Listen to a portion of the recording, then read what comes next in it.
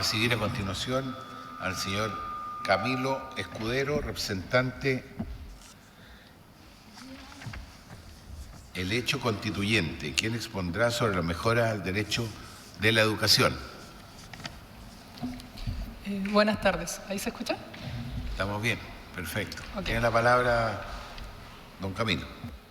Bueno, soy Camilo Escudero, como ya se mencionó, vengo en representación del Hecho Constituyente, que es una organización que trabaja en torno al proceso constitucional y nueva constitución, con los objetivos de informar, motivar e incidir a través de trabajo territorial y comunicacional, buscando fortalecer la educación cívica. Todo desde una mirada transversal feminista que busca una mejor participación popular, el resguardo de los derechos humanos y la descentralización del país. Venimos a exponer nuestras enmiendas respecto al derecho de la educación establecido en el anteproyecto, con las que buscamos mejorar y fortalecer la consagración de la educación como derecho fundamental en la Constitución. Para aquello nos centramos en los siguientes temas. Primero, agregar principios básicos que rigen el derecho a la educación, inclusión, no sexismo, equidad territorial, justicia y pluralismo. 2. Agregar a la educación superior y sobre el financiamiento promover la gratuidad a través de un método progresivo. 3. Agregar la dimensión colectiva y social de la educación, aparte de la individual, y agregar que la educación está al servicio de la comunidad. 4. Fortalecer los criterios a utilizar en la asignación de recursos públicos, al ligarlo con los principios propuestos respecto de este derecho. 5. Modificar la red establecida por una red nacional de educación pluralista, ampliando lo propuesto en el anteproyecto al incluir a todos los establecimientos. A continuación, procederé a desarrollar los puntos antes mencionados. Sobre agregar principios básicos que rigen al derecho a la educación, inclusión, no sexismo, equidad territorial, justicia y pluralismo. El anteproyecto establece una serie de principios que, si bien son correctos, estimamos que son ineficientes de cara a la realidad nacional. La nueva Constitución debe buscar solucionar los persistentes problemas a los que hemos enfrentado de manera clara y enfática, con tal de que sea simple para el legislador y el resto de las personas y del ordenamiento jurídico ceñirse a ella. Por ello, estimamos necesario agregar los siguientes principios. Equidad territorial. El proyecto constitucional establece el principio a la accesibilidad. No obstante, este no parece posible en términos fácticos sin equidad territorial. El Hecho Constituyente es una organización que nace en el sur de nuestro país. Sin embargo, gran parte de nuestro contingente se encuentra actualmente en Santiago, debido a que aquí se concentra la mayoría de establecimientos educacionales de educación superior. Esto deja en evidencia la gran falencia que ha tenido nuestro país en el desarrollo regional. El principio de equidad territorial no es solo una necesidad para concretar el principio de accesibilidad, sino que también pretende el pleno desarrollo del país y de las personas que en él habitan, pues permitiría mayor desarrollo en las regiones y promueve el pleno desarrollo en todos los ámbitos de la vida de los estudiantes y sus familias, quienes muchas veces se ven obligados a realizar grandes viajes o a dejar sus hogares, mermando su calidad de vida o dificultando su situación económica. Justicia. Es claro que no podemos hablar de democracia sin hablar de justicia. Este es un principio general que debe ser aplicado en todo Estado democrático y por ello la educación no puede quedar afuera. No sexismo. Si bien el anteproyecto establece el principio de la no discriminación, hemos sido testigos a lo largo de la historia que se hace urgente dejar expresamente consagrado lo que dicha expresión incluye.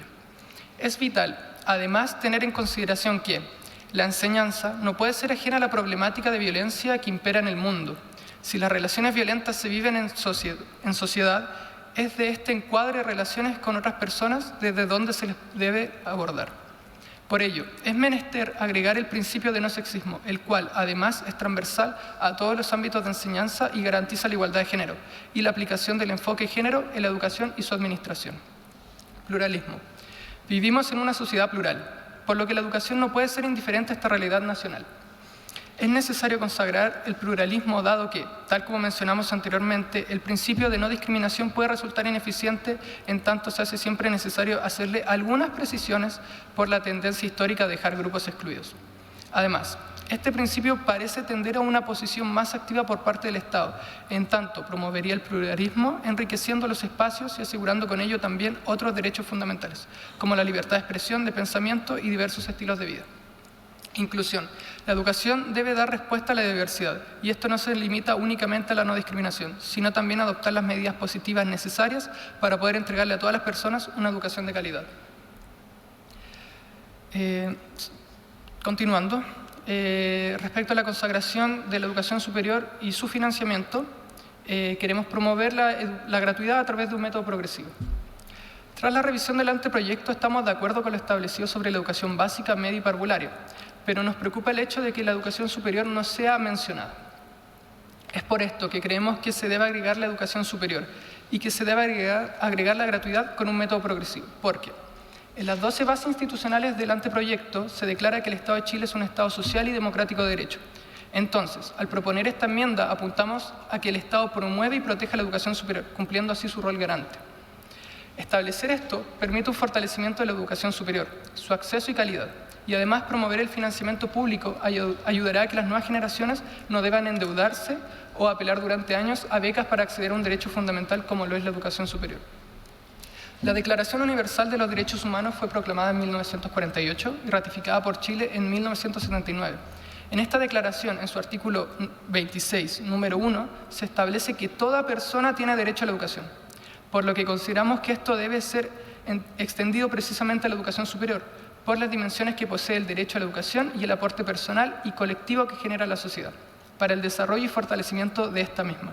Asimismo, lo establece el numeral 2, al establecer expresamente: la educación tendrá por objeto el pleno desarrollo de la personalidad humana y el fortalecimiento del respeto de los derechos humanos y las libertades fundamentales.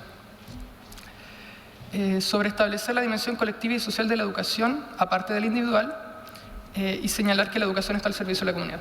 En el anteproyecto se establece a la educación entendiéndose solo como beneficiosa para el desarrollo individual de las personas, como algo que favorece a las personas como individuos en sus distintas etapas. Pero, desde el hecho constituyente, creemos que se debe agregar la dimensión colectiva y social de la educación. La educación sirve también para el pleno desarrollo de la sociedad, es decir, la educación tiene un fin comunitario y uno individual. Entendiendo que la educación tiene un papel trascendental en el desarrollo de una sociedad, creemos que para esto sea concretado aún más, el anteproyecto se le debe agregar que la educación está al servicio de la comunidad en el inciso G. Muchas de las deficiencias que existen en nuestro país se deben en parte a la falta de educación y que justamente con educación se pueden resolver. Establecer la dimensión social de la educación en la nueva Constitución nos abre paso a avanzar y permitir el desarrollo de la sociedad. Visualizar a la educación como que solo sirve para el desarrollo individual de las personas genera desigualdades y diferencias. Y lo podemos demostrar viendo que hoy no todas las personas tienen las mismas oportunidades educacionales. Agregar esta dimensión social buscaría evitar esos problemas. Fortalecer los criterios a utilizar en la asignación de recursos públicos al ligarlos con los principios propuestos de este derecho. Cuando en el artículo se establece que la asignación de recursos públicos deberá seguir criterios de razonabilidad, creemos que debe quedar más explícito a qué se refiere esta última, pudiendo concretamente agregar que tenga relación con los principios del derecho que también proponemos.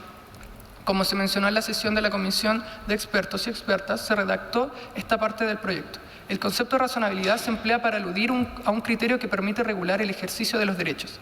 La noción refiere a la necesidad de lograr que la lógica y el sentido común imperen a la hora de la aplicación de las normas. Sin embargo, a pesar de que este es un concepto del derecho como disciplina y por lo tanto no debería haber mayor problema en que se utilice por sí solo, nos preocupa que no sea lo suficientemente claro en sí mismo.